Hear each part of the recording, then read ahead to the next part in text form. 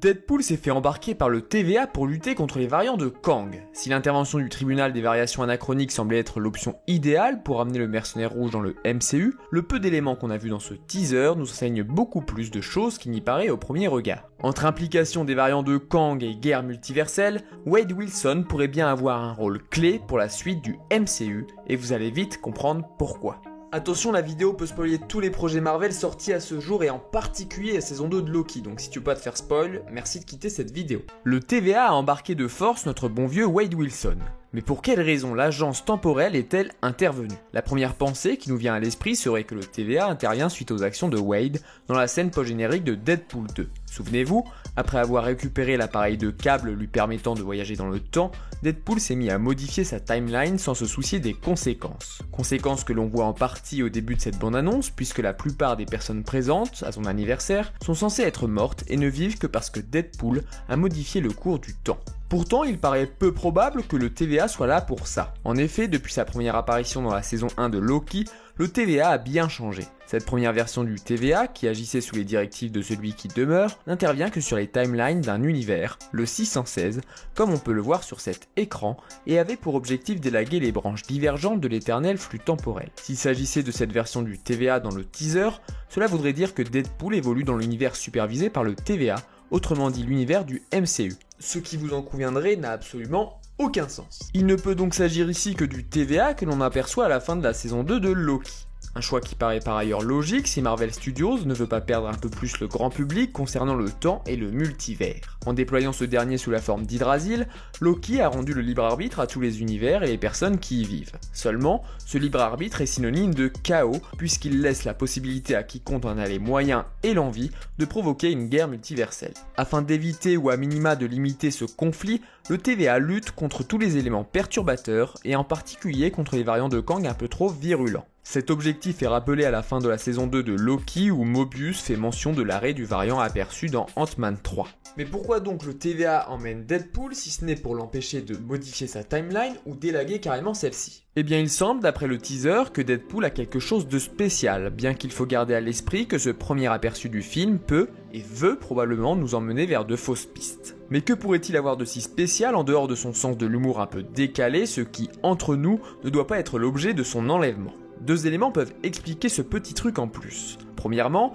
sa capacité d'auto-guérison qui est peut-être hors du commun et assez rare dans le multivers. Même si cette explication semble peu probable, elle expliquerait pourquoi Wolverine fait partie de l'aventure puisque lui aussi a cette capacité de régénération. On peut imaginer que le TVA a besoin spécifiquement de ce facteur de guérison pour mener à bien certaines missions bien précises. Deuxièmement, et c'est mon option préférée, Deadpool a une chose qui le rend unique au-delà de son visage atypique, sa capacité à briser le quatrième mur. Dès lors, serait-il possible que le TVA décèle cette capacité sans être capable de précisément la définir? Se pourrait-il que, à la façon d'Infinity Ultron dans What If, qui atteint un niveau de conscience lui permettant de voir le Watcher, Wade Wilson soit un être avec un niveau de conscience hors norme, capable de dépasser même le niveau du Watcher en s'adressant directement au public. Mais Marvel Studios osera-t-il faire de ce brisage de quatrième mur un élément d'intrigue qui pourrait amener à des développements intéressants? À l'évidence, cette capacité est un atout unique et précieux au moment où se profile une guerre multiverselle. Cette conscience presque divine pourrait faire de Wade un personnage unique dans tout le multivers, mettant entre ses mains l'avenir du multivers Marvel tout entier, faisant de lui ce que l'on pourrait appeler le petit Jésus Marvel. Bon, très bien, le TVA que l'on voit dans ce teaser est celui d'Hydrasil et ils ont besoin de Wade Wilson dans la guerre multiverselle, peut-être pour sa conscience hors norme. Mais alors pourquoi le TVA lui montre spécifiquement les vidéos de notre univers ? En effet, lorsque Paradox, l'agent du TVA en charge de Wade, lui montre ce qui s'apparente à sa mission, les images aperçues ne couvrent que l'univers 616, c'est-à-dire le Marvel Cinematic Universe. Mais qu'est-ce que cet univers a de si spécial? Eh bien l'explication pourrait se trouver dans la série Loki, et plus précisément dans les paroles de celui qui demeure. Ce dernier le sous-entend à plusieurs reprises, l'ensemble du multivers est dans une forme de boucle alternant entre éternel flux temporel et guerre multiverselle. Pour faire simple, la guerre multiverselle est provoquée par la découverte des Kang de l'existence du multivers. Un des variants, celui qui demeure, sort victorieux de ce conflit grâce à la découverte et à la militarisation d'Alioth. Ce vainqueur finit par isoler son univers à l'aide du cœur temporel, créant ainsi l'éternel flux temporel. Afin d'éviter la divergence des timelines de ce dernier, il met en place le TVA, la première version donc. Lassé par ce qui s'apparente à une prison dorée ou ayant un objectif que l'on ne connaît pas encore, celui qui demeure cherche un remplaçant. Dans cette itération, il s'agit de Loki, mais il est possible que celui qui demeure ait par le passé tenté avec bien d'autres personnages, et il lui laisse le choix entre liberté chaotique et ordre contrôlé. Le remplaçant rend la liberté à tous et redéploie le multivers. La guerre multiverselle est provoquée par la découverte des Kang de l'existence du multivers, la boucle est bouclée. Seulement il y a un problème, si celui qui demeure ne parvient pas à gagner cette guerre, celle-ci peut mener à la fin de tout, ce qui arrivera probablement dans Avengers Secret Wars qui est justement teasé avec un comics placé de manière très voyante à côté de Deadpool. Comprenez bien qu'en termes d'easter egg, on a déjà vu beaucoup plus discret. Il s'agit donc d'un élément qui n'est absolument pas caché par Marvel mais au contraire mis devant les projecteurs. En fait, si on regarde attentivement cette scène où le comics apparaît, Deadpool est allongé par terre et ça ne fait pas directement suite à sa chute visible dans la scène précédente, puisque Deadpool y finit adossé au logo de la Fox. Je ne serais donc pas étonné que le comics Secret Wars soit carrément un objet que Deadpool lira et qui lui échappera des mains suite au coup qui l'a amené à être allongé par terre. On reviendrait ainsi à ce qui fait de Deadpool quelqu'un de si spécial, car qui de mieux pour lire un comics qui existe en vrai qu'une personne avec un tel niveau de conscience qu'il peut briser le 4e mur. Pour revenir sur la boucle du multivers, il faut comprendre que Loki et ou le TVA verront certainement à un moment ou à un autre cette erreur et chercheront probablement à assurer le retour de celui qui demeure pour éviter la fin de toute chose. Or, son univers d'origine n'est autre que l'éternel flux temporel. Et attention, léger spoil sur la présence d'un personnage dans Deadpool 3, donc si tu veux pas savoir, avance directement au timer. On entend la voix de Tom Hiddleston dans le teaser en VO, confirmant la présence de Loki dans le film. Merci à Captain Popcorn pour cette découverte. Fin du spoil.